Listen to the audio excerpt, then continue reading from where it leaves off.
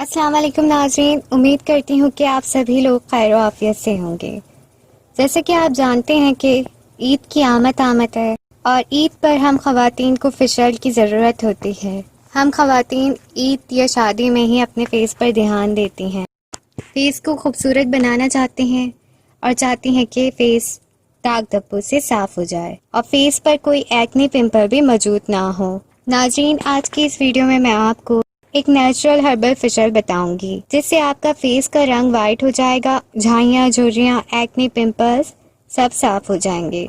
इस herbal facial के बारे में बताने से पहले मेरी आपसे गुजारिश है कि मेरे चैनल को सब्सक्राइब कीजिए, साथ ही नोटिफिकेशन बेल आइकॉन को भी प्रेस कीजिए ताकि नई आने वाली वीडियो आप तक फौरन पहुंच जाए। नाज़रीन, अब चलते हैं वीडियो की जानिब।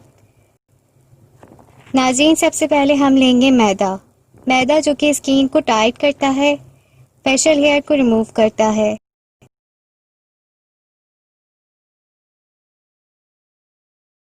सेकंड इंग्रेडिएंट हम लेंगे चावल, चावल का आटा।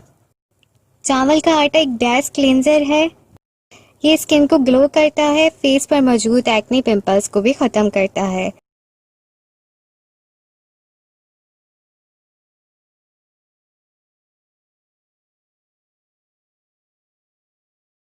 थर्ड इंग्रेडिएंट हम लेंगे सोडा, ये स्किन के रंग को साफ करता है, प्लस ये एक्ने पिंपल्स को भी रिमूव कर देता है, झाइयाँ झुर्रियों को भी ख़त्म कर देता है।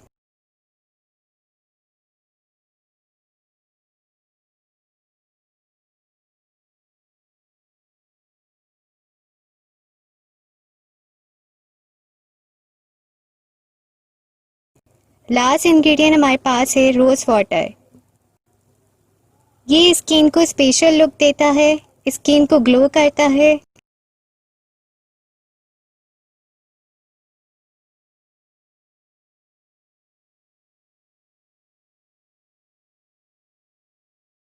सबसे पहले हम 1 टीस्पून मैदा लेंगे, इसके बाद इसमें 1 टीस्पून चावल का आटा डालेंगे।